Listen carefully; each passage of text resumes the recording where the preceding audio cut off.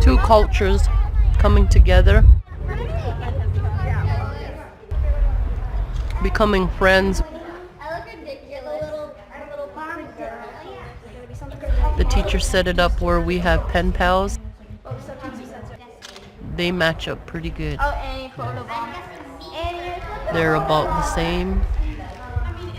They like the same kinds of things. It has my name and Livy's name on it. In some children's perception, they see and they think that we still live in teepees, and we don't. We live in houses just like they do.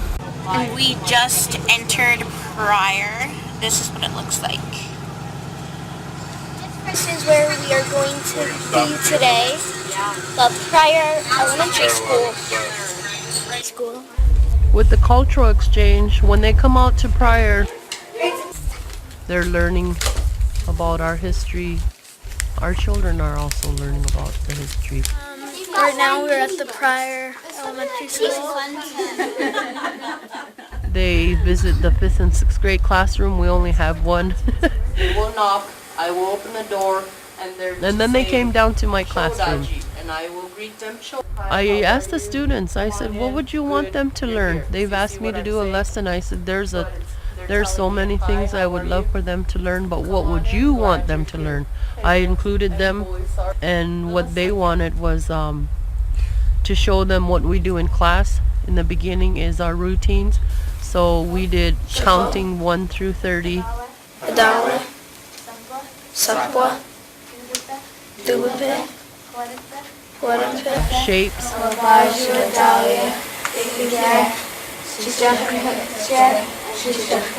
Colors.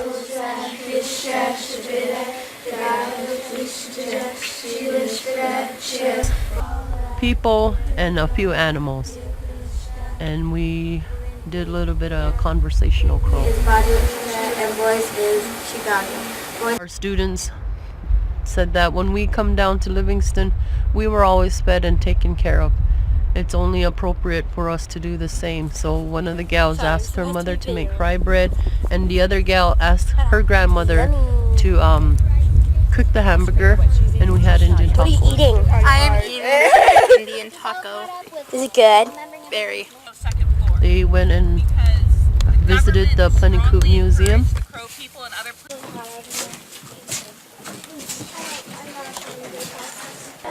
This is awesome. Like this. His name is John Push. Dump it all out on the floor, take the 4 things you're not going to use, put them back in the box. But almost all doors you'll see here face east. All right, we ready to go in? Over? Yep. Yes, Sydney can just go like this. She barely has to. Go down. I was stuck. I got stuck. Yeah, we'll fix it. So what was the whole moral of this story? Well, we went to Pryor in the Crow Reservation, and we had a Crow language lesson, and then we had lunch. And what are we doing now? Well, first off, for lunch we had Indian tacos. They're fry bread with like all your other taco stuff. We just played games and visited Chief Plenty Coop's house. And What are we doing now? now we're on the bus to get back to Eastside School. The cultural exchange works so that kids from one reservation come to a school that's a non-reservation school, and the kids from the non-reservation school then visit the reservation school. Are kids who normally wouldn't meet each other, who may not ever know anything about each other, and so to bridge that cultural gap is a really amazing thing. One pole is in each corner, and then wrap the yellow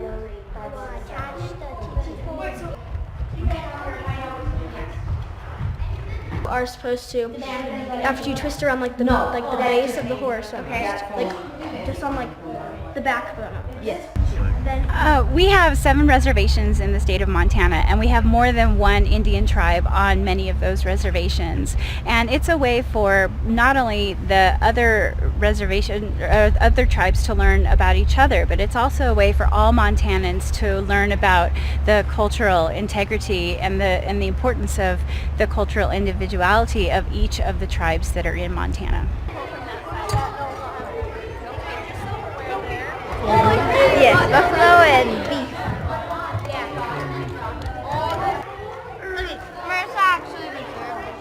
What do the Crow people call themselves? Does anyone know what their Crow name is?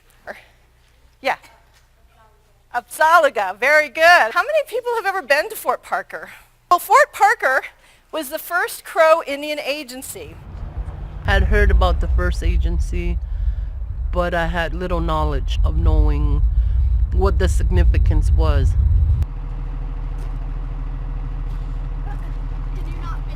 This is Fort Parker, the first Crow agency, and the kids are here to learn the history of it. And they have a history station, a archaeology station, and a native game station.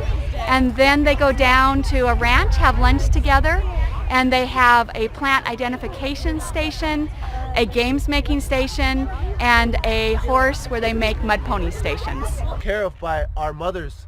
We have Michael Spears, and he's going to do an opening ceremony and play the drums for us. So you can do whatever you set your minds to. You can do it all. There's no limits. The only limit is the limits you place on yourself. So lean on your teachers, ask questions, and don't be afraid to ask for help. I'm going to share a song which was made by my grandpa's grandpa. And it's a song that we call a flag song these days. And it's a song that recognizes that our flags are going to stand together forever and fight no more.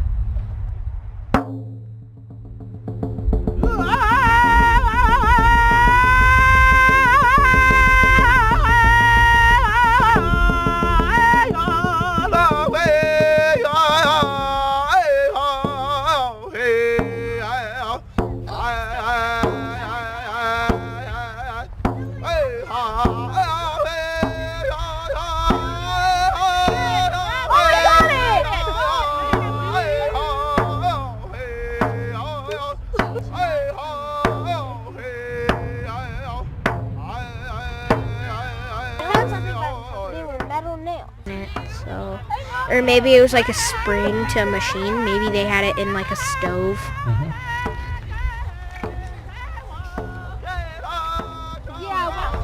Once your breath is out, you have to put your stick down. So you're going to go, oh.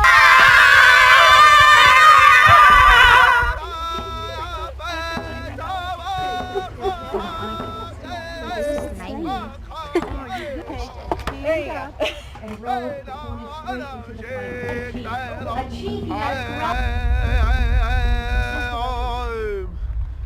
So why do you like horses? My dad used to like bring me around him when I was really, really little, and I kind of grew a bond with it, and my horse was my best friend. It's good that we have this program. I love how it has been set up. Our students get to come and get to see the first agency. They're learning together, bringing two cultures.